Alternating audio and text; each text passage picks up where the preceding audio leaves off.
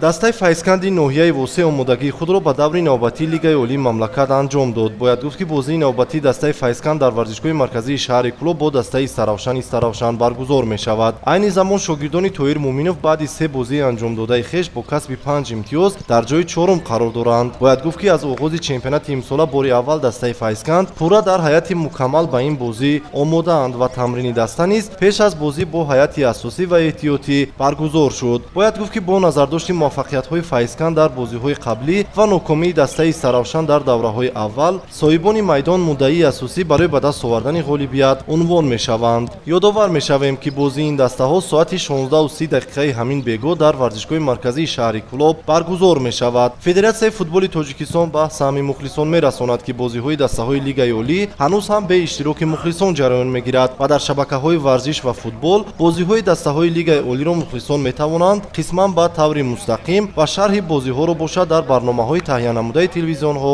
тамошо намоянд.